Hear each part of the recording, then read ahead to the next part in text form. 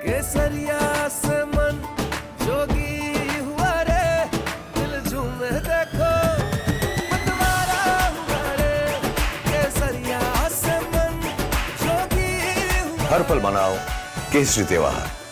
विमल, बोलो जुबान केसरी। नमस्कार, न्यूज के इकलौते फैमिली शो न्यूज की पाठशाला में आप सभी का बहुत स्वागत। मैं हूं सुशांत सिन्हा। ये वो पाठशाला जहां सबकी क्लास लगती है और सबसे पहले आपको बताऊं कि रोज की तरह कि आज कौन कौन सा चैप्टर खोलने वाला हूं। बंगाल में वोटिंग से 12 घंटे पहले क्या गजब हो गया है। ममता वर्सेस मोदी का रिजल्ट फाइनल करने वाला काम हो गया है क्या? बख्तरबंद गाड़ियां, तूफानी सिक्योरिटी, चप्पे चप्पे पर नजर। कल बंगाल में वो होगा जो आज तक कभी नहीं हुआ क्या? इधर सुप्रीम कोर्ट से नया झटका, उधर मोदी, शाह, योगी, हेमंता के चक्रव्यूह में फंस गई हैं क्या ममता? बंगाल में कल किसके लिए वोट पड़ने वाला है, पाठशाला में सबसे धाकड़ ग्राउंड रिपोर्ट भी आपको दिखाऊंगा। इसके अलावा मुनीर शहबाज ने घनघोर बेइज्जती कैसे करा दी, ईरान के सामने ट्रंप ने अचानक सरेंडर क्यों कर दिया, सड़क पर जश्न, सामने खुर्रम मिसाइल और ट्रंप पाकिस्तान का डबल गेम एक्सपोज कर दिया ईरान ने। स्ट्रेट ऑफ हॉर्मूज पर ट्रंप के सारे पैतरे फेल हो गए। वहां तो वो हो रहा जो अमेरिका ने सोचा भी नहीं था कि आज इसके बारे में भी बताऊंगा।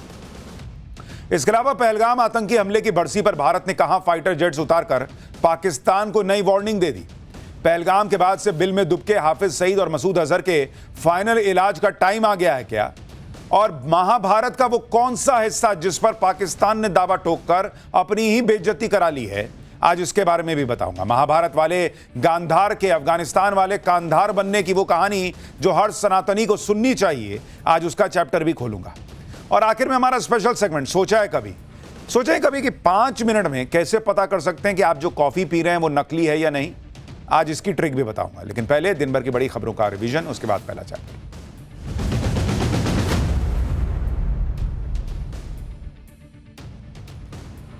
सऊदी अरब में पकड़े गए लश्कर के आतंकी उमर उर्फ खरगोश को लेकर बड़ा खुलासा हुआ है। जांच के मुताबिक आतंकी उमर जब जयपुर में रहता था उस वक्त वो एक इलेक्ट्रॉनिक दुकान में काम करता था। उसने अपना फर्जी पासपोर्ट भी बनवा लिया था। दिल्ली के अमर कॉलोनी में आईआरएस अधिकारी की बेटी की हत्या का आरोपी गिरफ्तार हो गया है। दिल्ली पुलिस ने आरोपी राहुल को गिरफ्तार कर लिया है। आरोपी ने फोन के चार्जिंग केबल से मृतक का गला घोंटकर उसकी हत्या की थी। दिल्ली में अब जिन गाड़ियों के पास PUC यानी पोल्यूशन अंडर कंट्रोल सर्टिफिकेट नहीं होगा, उन्हें पेट्रोल डीजल ही नहीं मिलेगा। यह फैसला दिल्ली की मुख्यमंत्री रेखा गुप्ता ने किया है। उन्होंने इस फैसले को दिल्ली में स्थायी रूप से लागू करने की बात कही है। नेपाल के होम मिनिस्टर सुदान गुरुंग पर भ्रष्टाचार के आरोप लगने के बाद उन्होंने अपने पद से इस्तीफा दे दिया है। इस्तीफा देने के बाद उन्होंने कहा कि राजनीति में नैतिकता पद से ऊपर होनी चाहिए, इसलिए निष्पक्ष जांच जरूरी है। सुदान गुरुंग ने पिछले महीने 26 मार्च को गृह मंत्री का पदभार संभाला था। उत्तर प्रदेश के 32 जिलों में भयंकर गर्मी और लू की चेतावनी जारी की गई है। मौसम विभाग के मुताबिक 25 अप्रैल तक प्रचंड गर्मी से राहत की कोई उम्मीद नहीं है। इन जिलों में राजधानी लखनऊ समेत वाराणसी, प्रयागराज, बहराइच, अमेठी जैसे 32 जिले शामिल हैं।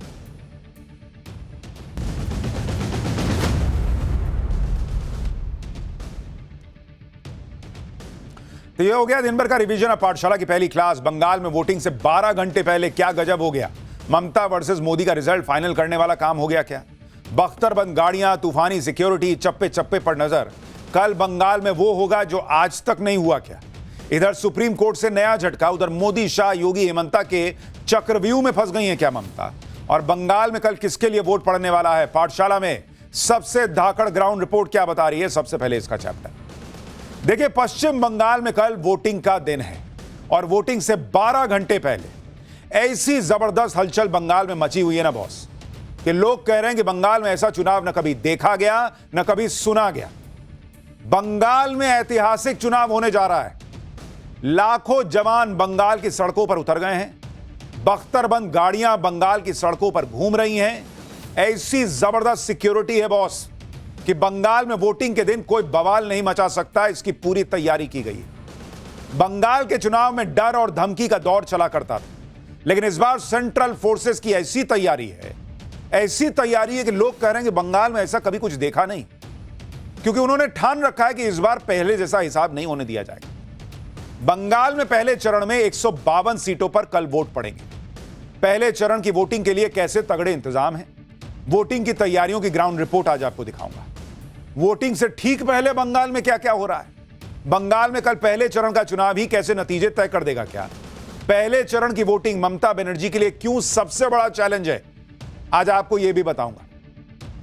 कैसे ममता बनर्जी इस बार के चुनाव में बहुत मुश्किल चक्रव्यूह में घिरी हुई हैं, क्योंकि एक तरफ मोदी हैं, दूसरी तरफ अमित शाह हैं, जो खुद बंगाल में डेरा डालकर बैठ गए। अमित शाह खुली चुनौती ममता बनर्जी को दे रहे हैं, लेकिन मामला यही नहीं रुकता। ममता बनर्जी चक्रव्यूह में फंसी हैं, क्योंकि मोदी शाह के अलावा वहां सीएम योगी रोज धमाके कर रहे हैं और हिमंता बिस्वा शर्मा ने अलग आग लगा रखी।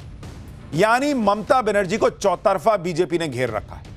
सीएम योगी ने ममता बनर्जी को कैसे तुष्टीकरण पर घेरा, हिमंता ने मीट खाने का चैलेंज क्यों दे दिया, ममता बनर्जी चुनावी मोर्चे पर घिरी तो उन्हें सुप्रीम कोर्ट में कैसे झटका लगा है, वोटिंग से ठीक पहले सुप्रीम कोर्ट में आज क्या हुआ है वो भी आपको दिखाऊंगा। ममता बनर्जी पहले चरण की वोटिंग के पहले क्या दावे कर रही हैं। वोटिंग से 12 घंटे पहले बंगाल चुनाव में जो गजब का घमासान मचा है, जो आज तक नहीं हुआ, उसका एक ट्रेलर देखिए, फिर आपको पूरा चैप्टर दिखाता हूं।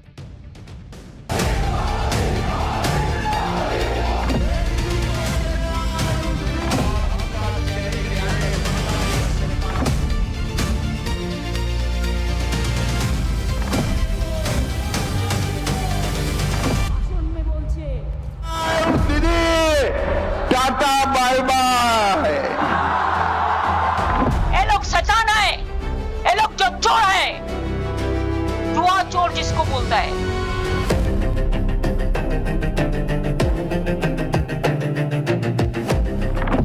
गौ माता को कटने नहीं देंगे और हिंदुओं को बंटने नहीं देंगे।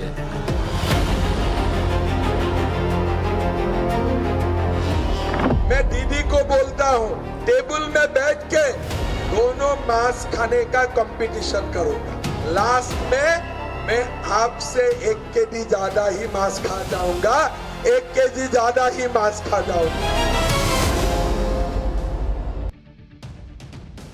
देखिए, बंगाल के चुनाव को इस बार आप सिर्फ राज्य का एक चुनाव मत मानिए, क्योंकि इस बार बंगाल के चुनाव में ऐसे ऐसे काम हुए हैं जिसने ममता बनर्जी की 15 साल की पॉलिटिक्स को हिलाकर रख दिया। और आपको देखना होगा बंगाल चुनाव में क्या हो रहा है। एसआईआर से बंगाल में वोटर लिस्ट को क्लीन किया गया, उसके बाद यह बंगाल का पहला चुनाव होने जा रहा है। यह एक ऐसा चुनाव है जिसमें शुरू से लेकर वोटिंग की तारीख तक सुप्रीम कोर्ट को इन्वॉल्व होना पड़ा है। और यह एक ऐसा चुनाव है जिसमें वोटिंग से 24 घंटे पहले भी वोटिंग लिस्ट अपडेट ही हो रही है, आखिरी वक्त में भी नाम जुड़ रहे हैं। ऐसा चुनाव जिसमें ममता बनर्जी को खुद वकील बनकर उतरना पड़ा, ईडी के रेड के बीच में घुसकर फाइलें लेनी पड़ी। ऐसा चुनाव जिसमें गृह मंत्री अमित शाह कई दिनों से बंगाल में डेरा डाल के बैठ गए। चौतरफा जो है पूरा चुनाव जो है वो इस बार बीजेपी जोर शोर से लड़ रही। बीजेपी कह रही है कि 2 से 77 पहुंच गए थे, तो सोचिए 77 से कहां चले जाएंगे। ममता बनर्जी कह रही है कि इनको 1 इंच आगे नहीं बढ़ने देंगे। और इस चुनाव को ममता बनर्जी का सबसे मुश्किल चुनाव कहा जा रहा है। खुद विपक्ष के बड़े बड़े नेता मान रहे हैं कि ममता बनर्जी अपनी सबसे मुश्किल लड़ाई लड़ रही हैं, और उस मुश्किल लड़ाई का पहला चरण है 12 घंटे के बाद, यानी कल 12 घंटे से भी कम, जब बंगाल में पहले चरण के वोट पड़ेंगे। ममता बनर्जी के लिए मुश्किल चुनाव इसलिए भी हो गया कि बंगाल के बारे में माना जाता है कि वहां कोई चुनाव बिना हिंसा के होता ही नहीं है। वही हिसाब रहा है बंगाल का, वहां डर के माहौल में चुनाव होता रहा है। पहले भी हम लोग जब चुनाव कवर करने गए बंगाल में, आप देश के किसी हिस्से में चले जाइए चुनाव कवर करने, वोटर एकदम खुला बताता है कि इसको देंगे, उसको देंगे, नहीं देंगे, अरे ये करेंगे, वो करेंगे। बंगाल में लोग बोलना नहीं चाहते, पता नहीं आगे क्या हो। और ये इतिहास है बंगाल का, पहले लेफ्ट के राज में, फिर 15 साल ममता बनर्जी के राज में, यही आरोप लगता रहा है। इस बार जैसी तैयारी वोटिंग के दिन के लिए हुई है वो पहले बंगाल में कभी नहीं दिखी बॉस। एक तरफ सभी पार्टियों ने अपनी पूरी ताकत झोंक दी है, दूसरी तरफ चुनाव आयोग ने जबरदस्त तैयारी कर रखी है। पश्चिम बंगाल में शांतिपूर्ण चुनाव हो सके इसके लिए अर्धसैनिक बलों को उतार दिया गया। आप देखिए, ऐसी बख्तरबंद गाड़ियां बंगाल की सड़कों पर घूम रही हैं बॉस। सीएपीएफ की बख्तरबंद गाड़ियां बंगाल की सड़कों पर चारों तरफ गश्त लगा रही हैं। बंगाल में चप्पे चप्पे पर सुरक्षा बल के जवान मौजूद हैं। जो लोग बिहार में रहे हैं और जिन्होंने बिहार के चुनाव देखे हैं, एक वक्त था बिहार में, बहुत साल पहले की बात बता रहा हूं, बूथ जब लूटे जाते थे, तब उस समय टीएन शेषन ने आके जो चुनाव कराया था बॉस, दुनिया कायल हो गई थी। परिंदा पर नहीं मार पाया था बिहार में। इस बार लोग कंपेयर कर रहे हैं कि बंगाल में भी कुछ अभूतपूर्व हो रहा है। कम से कम प्रयास तो हो रहा है। होगा नहीं होगा वो तो कल पता चलेगा। मतदान से पहले जबरदस्त चेकिंग चल रही है। कई जगहों पर चेकिंग पॉइंट बना दिए गए हैं।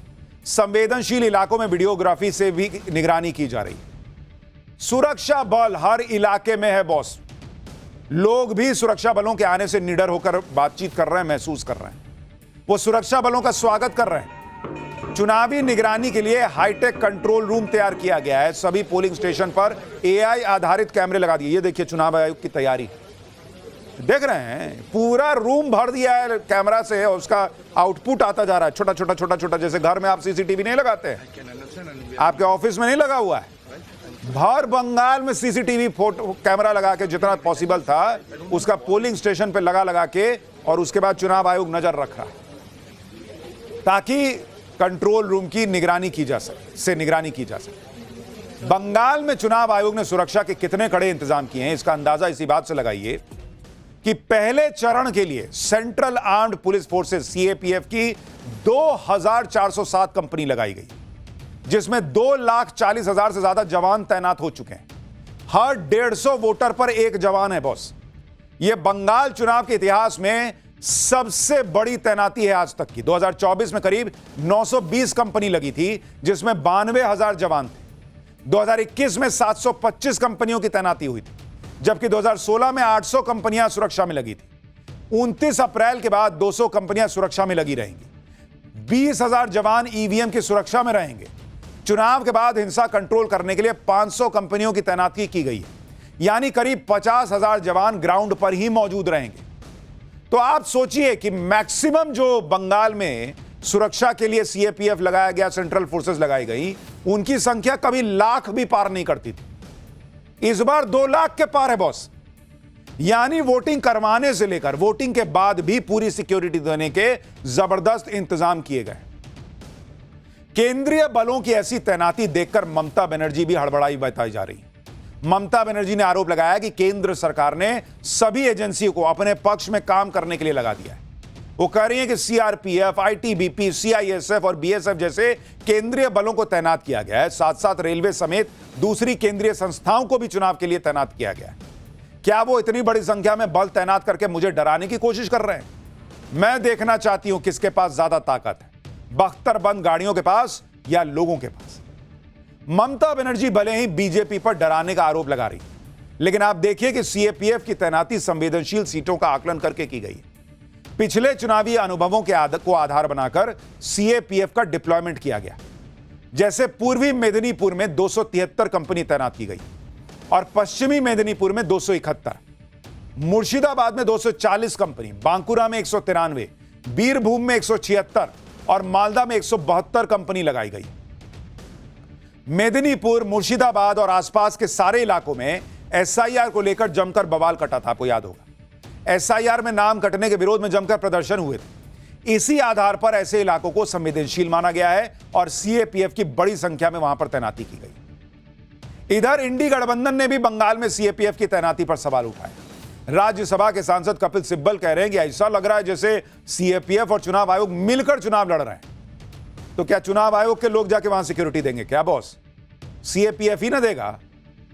और अगर सिक्योरिटी दे रहा है तो उससे टीएमसी या किसी पार्टी को डरने की क्या जरूरत है? सुनिए कपिल सिब्बल क्या कह रहे हैं। It is shocking. It seems that there is an emergency that is imposed in the state of West Bengal outside the Constitution of India. In this emergency, 2,400 platoons, which means for every 100 people in West Bengal, 1 person of CAPF would be. I mean, these number of CAPF people would not be there in Jammu and Kashmir. आप सोचिए boss, एक basic सा question है। कपिल सिब्बल कह रहे हैं कि इतना सुरक्षा बल लगा दिया गया। सुरक्षा बल से कौन डरता है? पुलिस को देख के कौन डरता है? सीएपीएफ को देख के किसको डरना होगा? आप सोचिए, खुद सोचिए। जो नॉर्मल आदमी जाके वोट डालेगा वो सीएपीएफ को देख के डरेगा? कि अरे अरे बड़े सिक्योरिटी वाले ना मुझे डर लग रहा है, मैं वोट डालने नहीं जाऊं। क्यों भाई? जो गड़बड़ करेगा वही ना डरेगा, तो आप काहे डर रहे हैं? इधर अरविंद केजरीवाल ने बंगाल में वोटिंग से पहले ममता बनर्जी से बात की। अरविंद केजरीवाल ने कहा उनसे कि मैंने उनके प्रति पूरी एकजुटता और समर्थन जताया है। वो सबसे कठिन लड़ाइयों में से एक लड़ रही, जो भारतीय लोकतंत्र के लिए भी सबसे महत्वपूर्ण लड़ाइयों में से एक है। सीईसी समेत सभी संस्थाओं का दुरुपयोग करने के बावजूद मोदी जी हारेंगे। भाई एक तरफ कॉन्फिडेंट है कि मोदी जी हारेंगे, चुनाव आयोग का इस्तेमाल करके भी हारेंगे, दूसरी तरफ कह रहे हैं कि कठिन लड़ाई भी लड़ रही हैं। भाई जब जीत ही रही हैं तो कौन बात की कठिन लड़ाई? इंडी गठबंधन देखिए घबराया हुआ है, ममता बनर्जी के सियासी दोस्त घबराए दिख रहे हैं। उधर ममता बनर्जी इलेक्शन कमीशन पर गुस्सा निकाल रही हैं, क्योंकि पहले चरण की वोटिंग के लिए चुनाव आयोग ने पूरी तैयारी कर रखी है। किसी भी तरह की अव्यवस्था न हो, इसके लिए चुनाव आयोग ने कड़े नियम बना दिए। बंगाल में 21 अप्रैल से 29 अप्रैल तक शराब की दुकानें बंद रहेंगी। चुनाव में गड़बड़ी की आशंका को देखते हुए शराब दुकानें बंद की गई। वोटिंग वाले दिन 2 पहिया वाहनों पर रोक लगा दी गई है। इमरजेंसी हालात को छोड़कर सुबह 6 से शाम 6 बजे तक यह रोक रहेगी। वोटिंग वाले दिन बाइक रैली पर भी रोक रहेगी। बाइक पर किसी को पीछे बैठाकर नहीं चल सकते। चुनाव आयोग की कोशिश है कि मतदान के दौरान किसी भी तरह की कोई अप्रिय घटना न हो, इसलिए बाइक रैलियों पर रोक लगाई गई है। मेडिकल इमरजेंसी, किसी को कहीं छोड़ना है, पारिवारिक फंक्शन के लिए इस नियम में छूट रहेगी। लेकिन बाइक वाले नियम को लेकर ममता बनर्जी ने हंगामा मचा दिया। सुनिए क्या कह रही हैं। बोल दिया इलेक्शन का 26 घंटा पहले से कोई बाइक नहीं चढ़ेंगे। अरे बाइक में नहीं चढ़ेंगे तो घर जाएगा कैसे? बहुत सारे नखरी करते हैं, दूर दूर गांव में रहते हैं। ये क्या फरमान है? ये फरमान नहीं है, बदमाशी है, बदमाशी। शैतानी है, शैतानी है। ये लोग शैतान है, ये लोग जो चोर है, जुआ चोर जिसको बोलता है। ममता बनर्जी को हर बात से तकलीफ कि भाई बाइक पे क्यों रोक लगा दी। अरे भाई भर बंगाल बाइके पे घूम रहा है, और आपका टीएमसी का समर्थक जो है, जो वोटर है, वही बाइक पे घूमता है, बीजेपी वाला नहीं घूमता है। कह रहे हैं कि इतना दूर दूर बाइक से कैसे जाएगा। ममता बनर्जी को पता नहीं है कि चुनाव आयोग हर कुछ दूरी पे पोलिंग बूथ बनाता है। आपको क्या एक गांव से निकल के दूसरे गांव जाना पड़ता है क्या पोल करने के लिए, वोट डालने के लिए? जो बिना बाइक के कोई चल नहीं पाएगा, कोई जा नहीं पाएगा। बंगाल में कल वोटिंग को लेकर किस तरह की तैयारियां चल रही हैं, आपको मुर्शिदाबाद से डिस्ट्रीब्यूशन कम रिसेप्शन सेंटर में जो तैयारियां हैं उस पर हमारी सहयोगी पूजा मेहता ने एक रिपोर्ट तैयार करके भेजी है। देखिए क्या तैयारी चल रही है।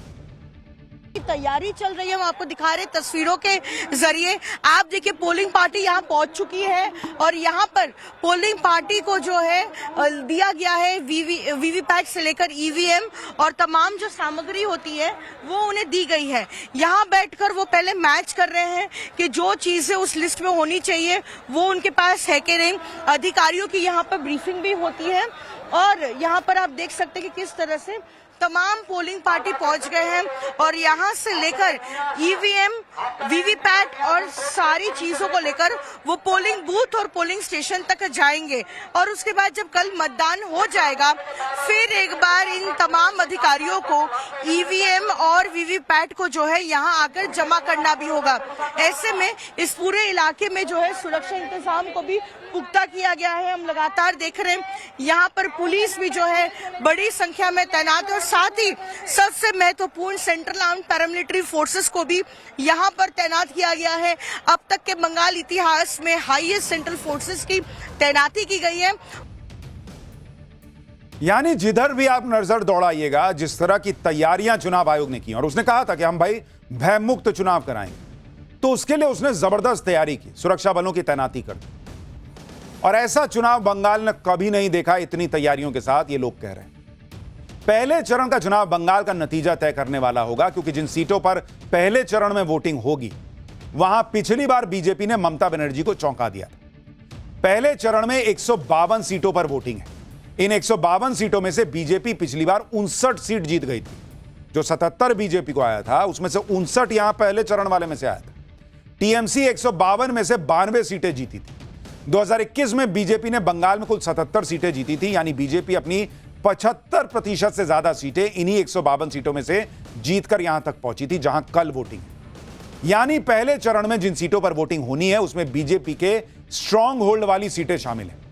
अगर बीजेपी ने अपनी पिछली बढ़त को बनाए रखा और वहां से गेन कर लिया तो दूसरे चरण में ममता बनर्जी के लिए मुश्किल बढ़ जाएगी, क्योंकि वहां बीजेपी पीछे थी, तो उसके लिए तो वहां गेन ही करने के लिए बहुत कुछ है। इसलिए आप देखिए कि फर्स्ट फेज की वोटिंग से ठीक पहले गृह मंत्री अमित शाह ने बंगाल में डेरा डाल दिया है। दावा है कि कल रात अमित शाह ने कोलकाता में मैराथन मीटिंग की, दूसरे चरण के चुनाव की तैयारियों को लेकर बनाई गई रणनीति की समीक्षा की। उन्होंने एक एक विधानसभा सीट के हिसाब से राजनीतिक और संगठनात्मक स्थिति का आकलन किया। सूत्र बता रहे हैं कि अमित शाह ने पार्टी के नेताओं को हर सीट पर कम से कम 20,000 वोट बढ़ाने का लक्ष्य दिया। इसके लिए खास तौर पर बूथ स्तर की मजबूती, मतदाताओं तक सीधा संपर्क बढ़ाइए, समर्थकों को संगठित करने पर जोर दिया गया। मतलब कि पूरा जोर लगाइए कि आपका वोटर घर से निकले, बाहर आए, वोट डालने जाए। कोलकाता में हुई मैराथन बैठक करीब 5 घंटे की चली। इसमें 13 जिलों के प्रभारी, प्रवासी कार्यकर्ता और स्थानीय पार्टी कार्यकर्ता शामिल हुए। बैठक में चुनावी तैयारियों को लेकर विस्तार से फीडबैक लिया गया और जमीनी स्तर पर कमियों को दूर करने का निर्देश दिया गया। यानी चुनाव आयोग की तैयारी अगर अभूतपूर्व है, तो बीजेपी भी अभूतपूर्व तैयारी कर रही, पूरा जोर लगा दिए बॉस। सूत्रों के अनुसार अमित शाह 27 अप्रैल तक कोलकाता में ही रुककर अगले चरण की रणनीति को भी मजबूती देंगे। मतलब अमित शाह वहां से हिलने को तैयार नहीं, खूंटा गाड़ के बैठ गए। और कहा जा रहा है कि क्या बंगाल में इस बार बीजेपी को जीत का बेहतरीन मौका दिख चुका है, इसलिए अमित शाह इतनी ताकत लगा रहे हैं, क्योंकि पिछले किसी चुनाव में अमित शाह ने ऐसा नहीं किया था।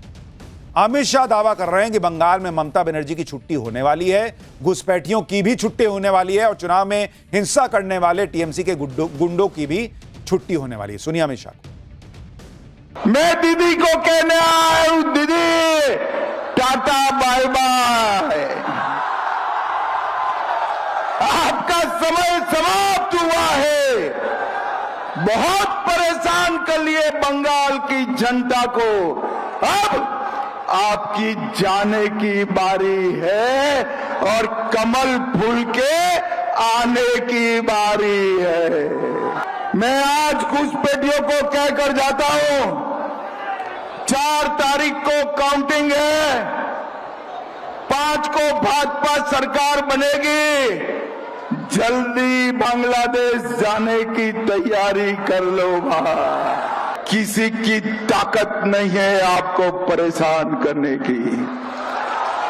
और ममता के गुंडों को भी कहकर जाता हूं, 23 तारीख को घर के बाहर मत निकलना, 5 तारीख को भाजपा सरकार आने वाली है, पाताल में से ढूंढकर जेल की सलाखों के पीछे डाल दे जाओ।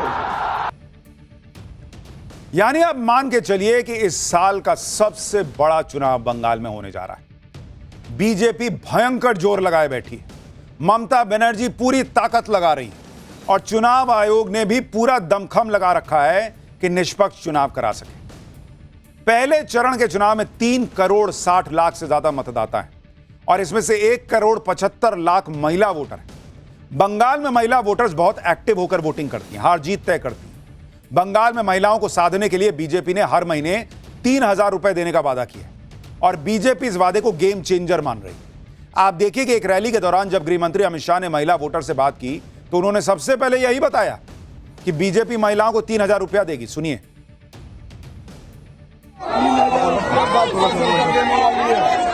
फॉर्म भराया नहीं भरा है, ममता दीदी को संतरास से मुक्त होना है या नहीं होना है ना, तो कमल के निशान पर बटन दबाना ना, पक्का बोलो जय। कल की वोटिंग में नॉर्थ बंगाल के इलाके पर भी नजर हो, क्योंकि नॉर्थ बंगाल वो इलाका है जिसे बीजेपी ने अपना गढ़ बना लिया है। पहले फेज में नॉर्थ बंगाल की सभी 54 सीटों पर वोटिंग। नॉर्थ बंगाल में पहले चरण की वोटिंग तय करेगी कि क्या नॉर्थ पर अब भी बीजेपी का दबदबा बना हुआ है या टीएमसी ने अपने खोए सियासी इलाके में वापसी कर दी। नॉर्थ बंगाल वो इलाका है जहां से बीजेपी टीएमसी के नॉर्थ बंगाल के दबदबे की भरपाई करना चाहती है। बीजेपी ने 2019 लोकसभा चुनाव के बाद उत्तर बंगाल को अपना मजबूत गढ़ बना लिया था और इसी के दम पर 2021 में टीएमसी को चुनौती दी थी। 2019 लोकसभा चुनाव में बीजेपी ने नॉर्थ बंगाल में शानदार प्रदर्शन करते हुए 8 में से 7 लोकसभा सीटें यहां जीती थी। फिर 2021 के विधानसभा चुनाव में भी उसने 54 में से 30 सीटें नॉर्थ बंगाल में अपने नाम की थी, जबकि टीएमसी को 24 मिली थी। 2024 में भी बीजेपी ने नॉर्थ बंगाल में अपनी पकड़ को बनाए रखा और 8 में से 6 लोकसभा सीटें जीती थी और 31 विधानसभा क्षेत्रों में बढ़त बनाई थी। यानी कल जो वोटिंग होनी है वो बीजेपी के लिए बहुत महत्वपूर्ण है। अगर उसने अपना गेन मेंटेन करने के साथ थोड़ा बढ़ा लिया और दूसरे फेज में भी उसने पहले के मुकाबले बेहतर प्रदर्शन किया तो बंगाल में कुछ भी हो सकता है। बंगाल में कल पहले चरण की वोटिंग यह भी तय कर देगी कि बंगाल में ममता बनर्जी का एसआईआर वाला मुद्दा चला या नहीं चला, क्योंकि कल पहले चरण में उन जिलों में चुनाव है जहां एसआईआर के दौरान सबसे ज्यादा नाम कटे। इसमें बंगाल के बॉर्डर के जिले जैसे मालदा, उत्तरी दिनाजपुर, मुस्लिम बहुल मुर्शिदाबाद और नादिया जिले शामिल हैं। अकेले मुर्शिदाबाद में 7 लाख से ज्यादा नाम कटे, नादिया में 5 लाख, मालदा जहां जुडिशियल ऑफिसर पर वो हमला नहीं हुआ था वहां करीब 4.5 लाख नाम कटा हुआ है। मालदा और मुर्शिदाबाद में एसआईआर ही सबसे बड़ा मुद्दा लग रहा है। इसके अलावा कल दार्जिलिंग, कालिम्पोंग जैसे जिलों में भी वोटिंग है जहां गोरखालैंड का मुद्दा हावी है। जलपाईगुड़ी, अलीपुरद्वार जैसे जिलों में चाय बागान में काम करने वालों की मजदूरी, बेरोजगारी, आर्थिक तंगी जैसे मुद्दे हावी हैं। आप यह भी देखिए कि बंगाल में कल पहले चरण की वोटिंग और आखिरी वक्त तक वोटर लिस्ट में नाम जुड़ रहे हैं। चुनाव आयोग ने आज वोटर लिस्ट में 139 नामों को जोड़ा है। ये वो नाम है जो एसआईआर की प्रक्रिया के दौरान कट गए थे लेकिन ट्रिब्यूनल की अपील के दौरान क्लियर हो गए। मतलब कल वोट पड़ना है, आज तक नाम जुड़ रहा है। बंगाल में कल पहले चरण के चुनाव में बीजेपी के सबसे बड़े चेहरे के इलाके में वोटिंग। कल बंगाल में नेता विपक्ष शुभेंदु अधिकारी की सीट नंदीग्राम में भी वोटिंग होगी।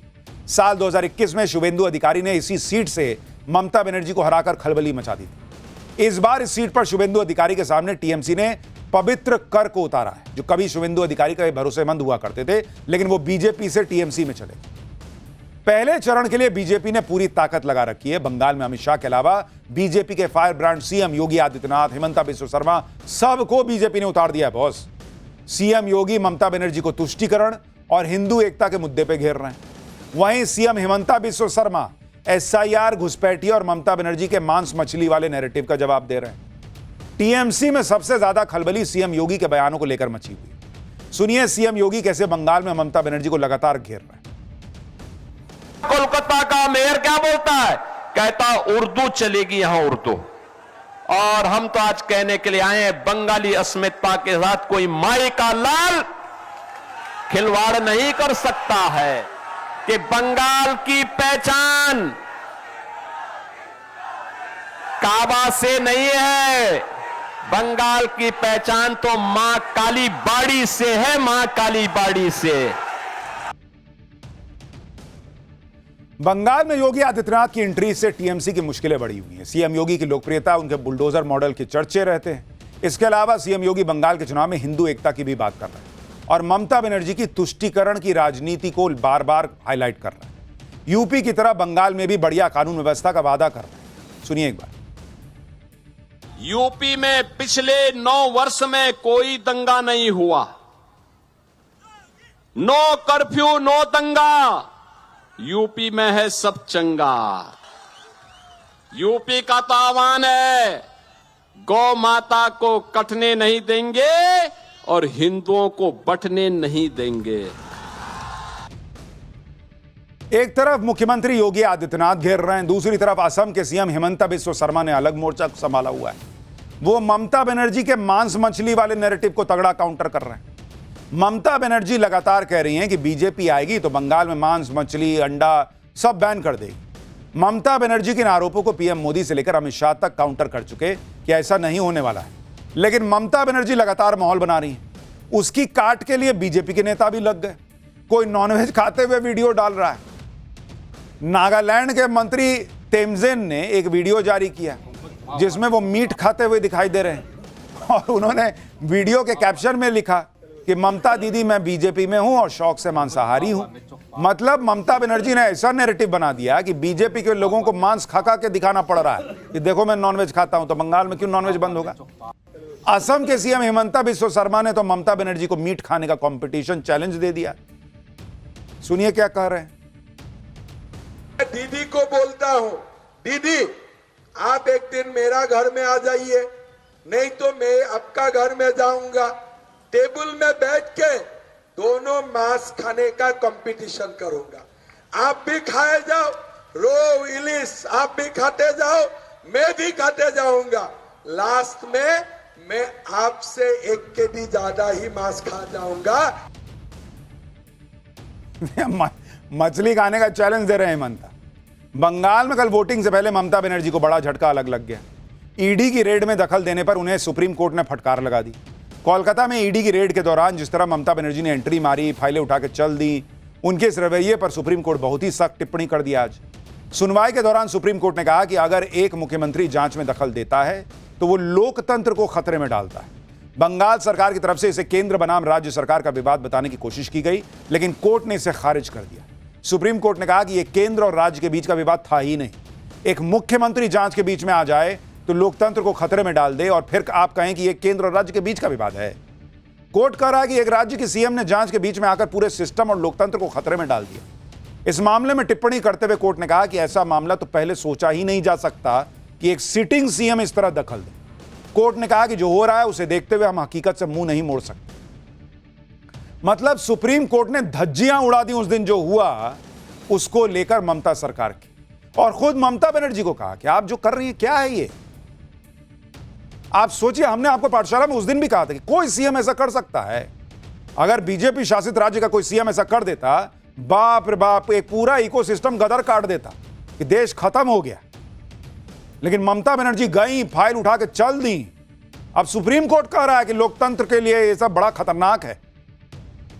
कोई पूछेगा ममता बनर्जी से? कोई नहीं पूछ रहा है। सुप्रीम कोर्ट में बंगाल सरकार की तरफ से इस मामले को 5 जजों की बेंच के पास भेजने की मांग की गई थी, जिसे कोर्ट ने खारिज कर दिया। कोर्ट ने पूछा कि इसमें ऐसा कौन सा बड़ा संवैधानिक सवाल है जी कि बड़ी बेंच को भेज दें। यह मामला 8 जनवरी का है, जब ईडी ने कोलकाता में आईपैक के दफ्तर में रेड मारी थी और सीएम ममता बनर्जी उस रेड के बीच दंदनाते चल गई। आज के दिन यह ममता बनर्जी के लिए दूसरा झटका है, क्योंकि आज ही एक मामले में कोलकाता हाईकोर्ट ने बंगाल सरकार पर 25,000 का जुर्माना ठोक दिया। यह मामला बांग्लादेश बॉर्डर पर जमीन को लेकर जुड़ा है। इस मामले में सरकार को 31 मार्च तक हलफनामा देना था। ऐसा नहीं करने पर यह जुर्माना लगाया गया। इधर ममता बनर्जी फंसी हुई हैं, उधर बंगाल में कांग्रेस को कोई पूछ ही नहीं रहा। इस बार कांग्रेस अकेले चुनाव लड़ रही है। ऊपर से कांग्रेस के बड़े बड़े नेता ऐसे ब्लंडर किए जा रहे हैं जिससे पार्टी की मुश्किल बढ़ रही है। कांग्रेस अध्यक्ष मल्लिकार्जुन खड़गे ने कल पीएम मोदी को टेररिस्ट कह दिया था, आतंकवादी। बीजेपी ने इसकी शिकायत चुनाव आयोग से कर दी कि देखिए क्या बोल रहे हैं। चुनाव आयोग ने मल्लिकार्जुन खड़गे को नोटिस भेज दिया कि क्या बोले हैं जी। खड़गे के बयान पर अमित शाह ने कहा कि इसका खामियाजा कांग्रेस को उठाना पड़ेगा। जिस नरेंद्र मोदी जी ने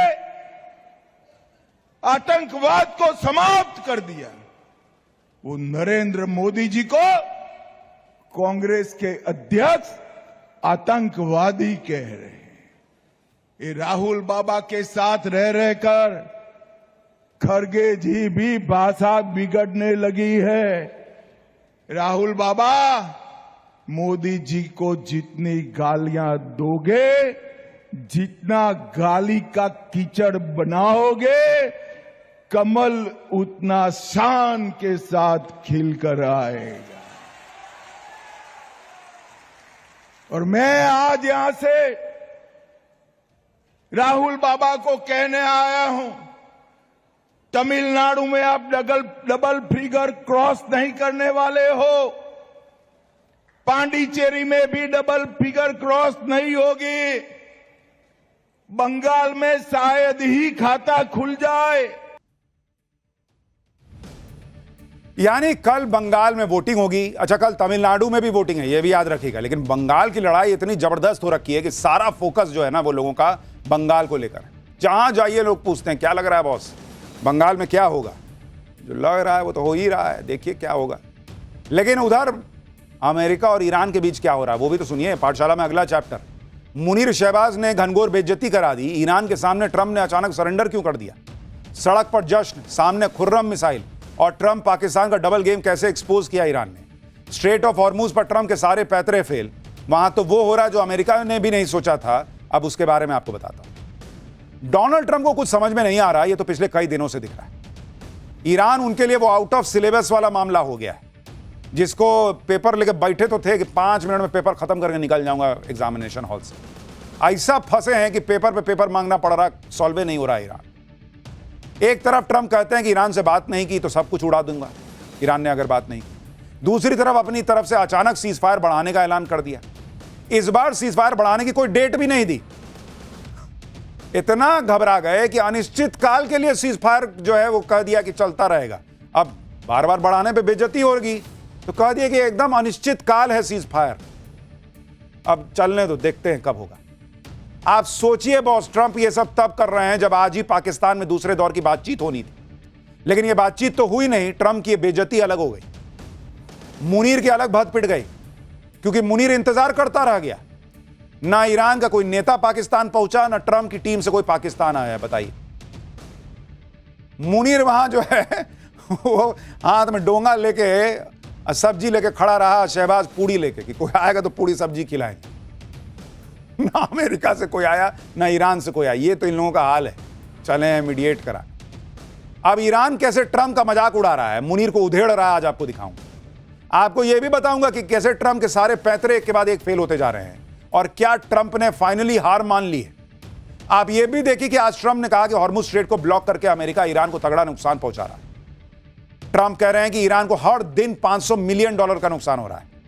अरे भाई, अगर ट्रंप का मकसद ईरान को आर्थिक रूप से नुकसान ही पहुंचाना था, तो ईरान के साथ युद्ध में अमेरिका के लाखों करोड़ों डॉलर फूकने की क्या जरूरत थी? ये काम तो बिना युद्ध के कर देते तू। अब हॉर्मुज स्ट्रेट का क्या हाल है, वहां ईरान अमेरिका की नाकेबंदी कब हटेगी, आज आपको पूरी डिटेल बताऊंगा। लेकिन पहले आज जो ट्रंप की, मुनीर की, शहबाज की बेइज्जती हुई है, स्ट्रेट ऑफ हॉर्मुज पे क्या हुआ है, ईरान ने क्या किया है, पहले उसका एक ट्रेलर देखिए।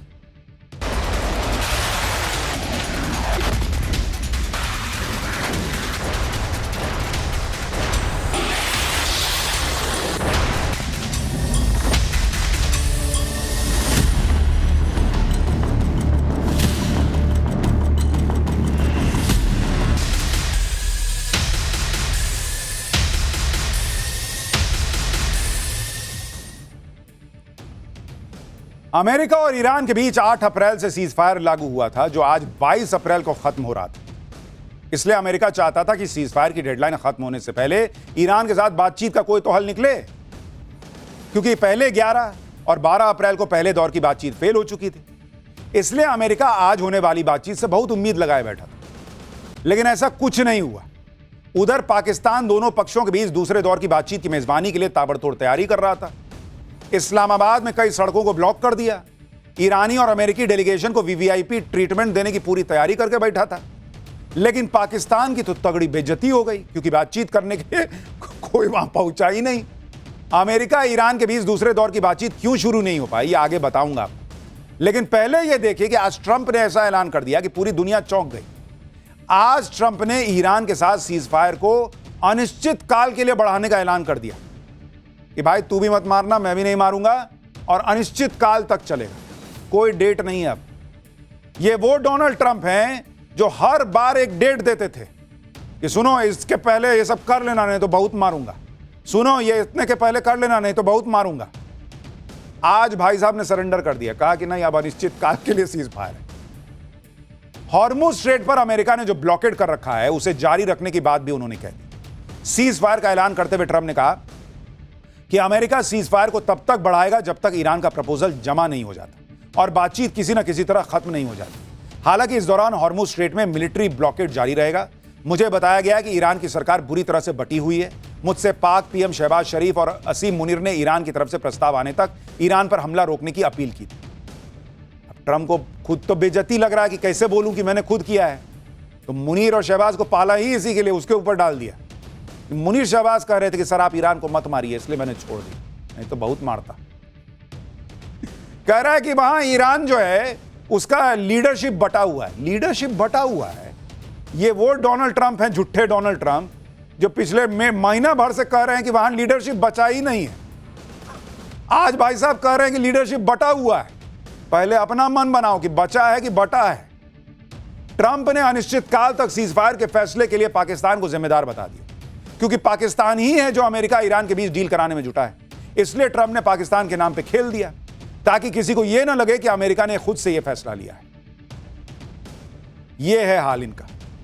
ईरान और अमेरिका दूसरे दौर की बातचीत के लिए टेबल पर क्यों नहीं बैठे, इसके पीछे की इनसाइड स्टोरी आपको बताऊंगा। लेकिन पहले ईरान में वायरल हो रहा ट्रंप का एआई वीडियो दिखाता हूं। ये कुर्सियां ईरानी डेलीगेशन के लिए थी, लेकिन आज होने वाली बातचीत के लिए ईरानी डेलीगेशन मीटिंग में पहुंचा ही नहीं। काफी देर इंतजार करने के बाद ट्रंप को ईरान की एक चिट्ठी मिलती है। चिट्ठी में लिखा था, ट्रंप शट अप। इसके बाद ट्रंप ने ऐलान कर दिया कि पाकिस्तान के रिक्वेस्ट पर वो सीज फायर का टाइम बढ़ा रहे हैं। यानी ईरान ने इस वीडियो के जरिए डोनाल्ड ट्रंप जो अनिश्चित काल तक सीज फायर बढ़ा रहे हैं उसकी पोल भी खोल दी और कायदे से बेइज्जत भी किया ट्रंप को। आप सोचिए बॉस, जिस ईरान पर डोनाल्ड ट्रंप एहसान जताते हुए अनिश्चित काल के लिए सीज फायर बढ़ा रहे हैं, वही ईरान उनको बेइज्जत करता हुआ वीडियो डाल रहा है कि झूठ मत फैलाओ, हम आ ही नहीं, तुमसे बात ही नहीं करना चाहते, तुमको कह रहे हैं शट अप। अमेरिका चाहता था कि ईरान के साथ दूसरे दौर की बातचीत हर हाल में, लेकिन ईरान ने ही बातचीत से साफ मना कर दिया। वजह थी अमेरिका की वो शर्तें जिसे ईरान ने मानने से इनकार कर दिया। अब इसके बाद अमेरिका के उपराष्ट्रपति जेडी वेंस इस्लामाबाद जाकर करते क्या? वो भी ट्रंप के एआई वीडियो की तरह मीटिंग रूम में ईरानी डेलीगेशन का इंतजार ही करते रह जाते। इसलिए जब ईरान ने शांति वार्ता की शर्तों को ठुकरा दिया, उसी वक्त यह साफ हो गया कि अब ईरान बातचीत नहीं करने वाला है। आप देखिए कि जेडी वेंस कल शाम को ही इस्लामाबाद पहुंचने वाले थे और आज दोनों पक्षों के बीच बातचीत होने वाली थी, लेकिन ईरान के इनकार के बाद उन्हें अपना पाकिस्तान दौरा कैंसिल करना पड़ा। दूसरे दौर की बातचीत के लिए अमेरिका ने एक अहम शर्त यह रखी थी कि ईरान अगले 20 साल तक यूरेनियम संवर्धन नहीं करेगा, जबकि ईरान 3 से 5 साल की अस्थायी रोक पर तैयार था। इसलिए बात बन ही नहीं पाई और ईरान ने दूसरे दौर की बातचीत के लिए टेबल पर बैठने से ही मना कर दिया। यानी अमेरिका अपनी शर्तों पर डील चाहता था। ईरान ने एक बार फिर अमेरिका को याद दिला दिया कि वो ना तो झुकेगा ना अपने हितों से समझौता करेगा। ईरान ने एक और वजह से अमेरिका के साथ बातचीत करने से इनकार कर दिया। वो वजह क्या है बताऊं, लेकिन पहले यह देखें कि ईरान अमेरिका मीटिंग की एक तस्वीर जो पाकिस्तान से लेकर नॉर्वे तक जबरदस्त वायरल हो रही है। जब 11 अप्रैल को इस्लामाबाद में अमेरिकी उपराष्ट्रपति जेडी वेंस और ईरान के बीच शांति वार्ता हो रही थी, उस वक्त एक अजीब घटना ने सबका ध्यान खींचा। इस मीटिंग में पाकिस्तानी मूल का एक ऐसा कारोबारी मौजूद था जिसे नॉर्वे ने भगोड़ा घोषित कर रखा है। इस पाकिस्तानी मूल के कारोबारी का नाम है उमर फारूक जहूर। नॉर्वे के अखबार वर्डेंस गैंग ने उमर फारूक जहूर की पहचान की और उसकी पूरी कुंडली खोल दी। इसके बाद पता लगा कि जहूर तो बहुत बड़ा फ्रॉड है। इसने कई देशों में घपलेबाजी कर रखी है। जहूर पर नॉर्वे में करोड़ों डॉलर की धोखाधड़ी का आरोप है। लंबे समय से नॉर्वे पुलिस को जहूर की तलाश थी। 2003 में जहूर को नॉर्वे में दोषी ठहराया गया था, लेकिन जहूर गिरफ्तार होने से पहले ही नॉर्वे से भाग गया। इसलिए नॉर्वे ने जहूर को भगोड़ा घोषित कर रखा है। नॉर्वे के अलावा स्विट्जरलैंड में भी जहूर एक डील में घपले का आरोपी है। 2004 में स्विट्जरलैंड पुलिस ने एक मामले में जहूर को आरोपी बनाया था। अब आप सोच रहे होंगे कि जहां दो देशों के बीच युद्ध रोकने को बात होनी थी, वहां पर पाकिस्तानी मूल का एक करप्ट और भगोड़ा बिजनेसमैन कर क्या रहा था? यह उमर फारूक जहूर मुनीर की आंखों का तारा है। हर फ्रॉड मुनीर को पसंद आता है बॉस। पाकिस्तान में उसे हिलाल इम्तियाज सम्मान से नवाजा गया है। यह पाकिस्तान का दूसरा सबसे बड़ा नागरिक सम्मान है। जहूर को यह सम्मान पाकिस्तान में विदेशी निवेश लाने के लिए दिया गया था। इसके अलावा पाकिस्तान के पूर्व पीएम इमरान खान को जेल में पहुंचाने के पीछे इसकी बहुत बड़ी भूमिका है। मुनीर के इशारे पर जहूर तोशाखाना केस में विसल ब्लोअर बन गया और गवाही देकर इमरान को जेल पहुंचा दिया। इसलिए शहबाज सरकार और मुनीर का इसको पूरा बैकअप रहता है। और सोचिए क्या डील चल रही है कि एक करप्ट आदमी उस डील को कराने पहुंचा हुआ जेडी वेंस से मिल रहा है। यह तो हाल है पाकिस्तान का। शहबाज और मुनीर ने पूरा जोर लगाया कि कैसे भी ईरान अमेरिका के बीच डील फाइनल करवाकर वो दुनिया भर में अपनी आतंकी देश वाली इमेज सुधार। लेकिन जिस तरह ईरान को ट्रंप की बातों पर यकीन नहीं, उसी तरह पाकिस्तान पर भी ईरान को रत्ती भर का भरोसा नहीं। पाकिस्तान की चालाकी को ईरान ने समझ लिया और उस पर तीखा हमला बोला। ईरान के सरकारी टीवी चैनल पर पाकिस्तान को खूब लताड़ा जा रहा है। ईरान की मीडिया में पाकिस्तान को लेकर क्या कुछ चल रहा है, वो कुछ बातें आपको बताता हूं। ईरानी मीडिया में कहा जा रहा है कि पाकिस्तान मध्यस्थता के नाम पर डबल गेम खेल रहा है। आसिम मुनीर पक्षपातपूर्ण मध्यस्थता कर रहे हैं। पाकिस्तान पब्लिकली अमेरिका के साथ है, लेकिन अंदर खाने तेहरान के साथ संपर्क में है। ईरान के 10 सूत्रीय प्रस्ताव को पाकिस्तान ने नजरअंदाज कर दिया है। पाकिस्तान अमेरिका समर्थित 15-16 नई मांगे आगे बढ़ा रहा है। यानी ईरान कह रहा है कि यह आदमी बीच में नौटंकी कर रहा है, मुनीर और ये शहबाज, ये लोग अमेरिका की तरफ से खेल रहे हैं, तो खेलेंगे, जो भीख दे रहा है उसी की तरफ से ना खेलेंगे। लेकिन ईरान को और दुनिया भर की मुस्लिम कम्युनिटी को समझ में आ रहा है कि जो पाकिस्तान आतंकी भेजता है, जबरदस्ती कश्मीर का मुद्दा बनाता है, उसके अंदर का मुसलमान प्रेम कहां चला गया? ईरान के नाम पे डॉलर के सामने सब फेल हो गया। ये तो ईरान एक्सपोज कर रहा है बॉस। ईरान अपनी शर्तों पर डील करेगा, यह उसने क्लियर कर दिया। अमेरिका ने बातचीत के लिए ईरान के सामने शर्तें रखी तो ईरान ने भी अमेरिका के सामने शर्त रख दी। ईरान ने कहा कि बातचीत तभी होगी जब अमेरिका हॉर्मुज से अपनी नेवी की नाकेबंदी हटा ले। ईरान के संयुक्त राष्ट्र राजदूत अमीर सईद इरावानी ने कहा कि तेहरान अमेरिका की तरफ से अपनी नौसैनिक नाकेबंदी समाप्त करने के तुरंत बाद बातचीत के लिए तैयार है, लेकिन उसके लिए अमेरिका को सबसे पहले संघर्ष विराम के उल्लंघन को रोकना होगा। यानी ईरान इस बात से चिढ़ा हुआ है कि एक तरफ तो अमेरिका ने सीजफायर का ऐलान किया, लेकिन दूसरी तरफ हॉर्मुज की नाकेबंदी करके बैठा है और उसके जहाजों पर कब्जा कर रहा है। तो सीजफायर कौन बात का हुआ भाई? इधर ट्रंप के अनलिमिटेड सीजफायर वाले ऐलान के बाद जब लोगों ने यह कहना शुरू किया कि अमेरिका ने ईरान के आगे सरेंडर कर दिया, ट्रंप झुक गए, ईरान ने अमेरिका की शर्तों को डस्टबिन में डाल दिया, तो इस पर डैमेज कंट्रोल के लिए ट्रंप ने एक और पोस्ट किया। ट्रंप ने कहा कि ईरान आर्थिक रूप से ढह रहा है, ईरान चाहता है कि हॉर्मुज स्ट्रेट को तुरंत खोल दिया जाए, ईरान के लोग नकदी के लिए तरस रहे हैं, ईरान को हर दिन 50 करोड़ डॉलर का नुकसान हो रहा है, ईरान की सेना और पुलिस को सैलरी नहीं मिल रही है। अब ट्रंप के इस दावे पर भी लोगों ने सवाल उठा दिए। लोग ट्रंप से पूछ रहे हैं कि क्या यही करने ईरान गए थे तुम्हारा मकसद क्या था कि ईरान में पुलिस वालों को सैलरी ना मिले? कैसे आदमी हो जी? अगर हॉर्मुज की नाकेबंदी करके ईरान की आर्थिक कमर ही तोड़नी थी तो उस पर 1.5 महीने बम काहे गिराए? युद्ध के नाम पर अमेरिका के अरबों डॉलर क्यों फूंक दिए? यह तो सबसे आसान तरीका था जो तुम पहले कर सकते थे, पहले ही जाके वहां नाकेबंदी करते। बम कौन बात का गिरा रहे थे? लेकिन ट्रंप को समझ में नहीं आता है कि कैसे अपनी बेइज्जती छुपाए, तो इधर से उधर से जेब से जो बहाना निकलता है लेके मुंह पे मार देते हैं। आप देखिए कि युद्ध शुरू होने से पहले दिन से ट्रंप ने ईरान पर हमले के अलग अलग कारण गिनाए। कभी कहा कि ये परमाणु बम बना रहा है, इसको रोकना होगा, इसलिए हमने हमला किया। कभी बोला कि ईरान से यूरेनियम वापस लेके आना है, इसलिए मार रहे हैं उसको। कभी कहा कि उनके दामाद और दोस्त की सलाह पर उन्होंने ईरान पर हमला बोल दिया। कभी बोले कि वहां पे लोगों पे बड़ा अत्याचार हो रहा था, वहां पे हमको रिजीम चेंज करना था, इसलिए हमने ऐसा कर दिया। कभी बोले कि भर दुनिया के लिए ईरान खतरा था, इसलिए ये सब करना जरूरी था। अब भाई साहब कह रहे हैं कि हम तो हॉर्मुज ब्लॉक करके ईरान को आर्थिक नुकसान पहुंचाने के लिए सब कर रहे हैं। लूडो खेल रहे हो कि 4 आया तो सीढ़ी पे चढ़ के दो रो ऊपर चले गए, अब फिर सांप काटा तो नीचे आ गए। मजाक चल रहा है। आगे हो सकता है यह आदमी कुछ और कारण गिना देगा। ट्रंप भले ही यह दावा कर रहे हो कि हॉर्मुज ब्लॉकेड से ईरान को तगड़ा नुकसान हो रहा है, लेकिन हॉर्मुज के अंदर ईरान की मर्जी के बिना एक जहाज पार नहीं हो रहा है। ईरान ने आज फिर एक कंटेनर शिप को जब्त कर लिया। यह जहाज हॉर्मुज स्ट्रेट को पार करने की कोशिश कर रहा था, तभी IRGC की एक बोट शिप के पास आई और उस पर फायरिंग शुरू कर दी। यूके की मैरीटाइम ट्रेड ऑपरेशंस अथॉरिटी के मुताबिक एक कंटेनर शिप पर फायरिंग हुई, जिसके बाद उसके ब्रिज को काफी नुकसान पहुंचा। किसी भी शिप में ब्रिज वो हिस्सा होता है जहां से शिप का नेविगेशन और ऑपरेशन होता है। उधर ईरान हॉर्मुज में खुली चुनौती देकर खड़ा है, दूसरी तरफ ईरान के हजारों नागरिक एक बार फिर सड़कों पर उतर आए।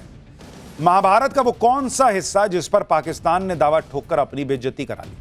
महाभारत वाले गांधार के अफगानिस्तान वाले कांधार बनने की वो कहानी जो हर सनातनी को जाननी चाहिए, आज उसका चैप्टर भी खोल रहा हूं। देखिए, पाकिस्तान की एक आदत है, भले ही पाकिस्तान बदहाल है, कर्जे में डूबा है, उधारी पे चल रहा है, लेकिन क्रेडिट लेने में कभी पीछे नहीं रहता। ईरान अमेरिका युद्ध के सीजफायर का क्रेडिट पाकिस्तान ले रहा है, दावा कर रहा है कि हम ही सीजफायर आगे बढ़वाएं। पाकिस्तान दूसरे देशों से ऑब्सेस्ड है, क्योंकि उसका खुद का ना इतिहास है, ना ही साइंटिफिक इनोवेशन में पाकिस्तान कहीं दिखाई देता है। इसलिए दूसरों की संस्कृति को अपना बताता रहता है, दूसरे देशों के इतिहास को अपना बताता है। और ताजा मामला अफगानिस्तान के गांधार का है। गांधार जो आज अफगानिस्तान का कांधार है, जिसका संबंध महाभारत काल से है, जो कभी अखंड भारत का हिस्सा हुआ करता था, वही गांधार आज बड़ी चर्चा में। गांधार को लेकर पाकिस्तान और अफगानिस्तान भिड़ गए। आप देखिए, पाकिस्तान के राष्ट्रपति जरदारी ने कहा है कि गांधार की संस्कृति, लोक कथाओं, संगीत पर पाकिस्तान का अधिकार है। अफगानिस्तान ने कहा कि जरदारी के दावे हास्यास्पद और गलत है। यानी पाकिस्तान गांधार की संस्कृति को पाकिस्तान से जोड़ने की कोशिश कर रहा है, लेकिन अफगानिस्तान ने उसे आईना दिखाया कि बॉस, इससे दूर रहो, यह हमारी सांस्कृतिक विरासत का मामला है। पाकिस्तान के दावों के बाद गांधार की फिर से चर्चा हो रही है। गांधार का इतिहास भारत से जुड़ा है और महाभारत में भी गांधार का जिक्र मिलता है।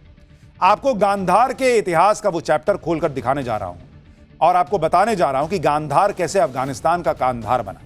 क्या शकुनी के श्राप की वजह से गांधार बर्बाद हुआ था? और आज जिस गांधार की चर्चा हो रही है उसको लेकर इतिहास के पन्नों में लिखा क्या है। गांधार पर इस चर्चा की शुरुआत पाकिस्तान के राष्ट्रपति आसिफ अली जरदारी के एक बयान से।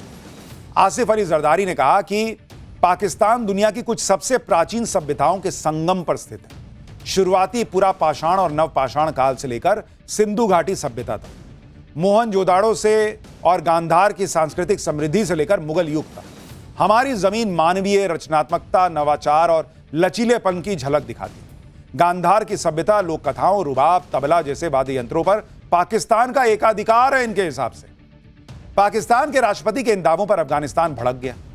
अफगानिस्तान के पूर्व राष्ट्रपति हामिद करजई ने जरदारी को करारा जवाब दिया। कहा कि पाकिस्तान के दावे हास्यास्पद और गलत हैं। गांधार तो अफगानिस्तान की सांस्कृतिक पहचान है।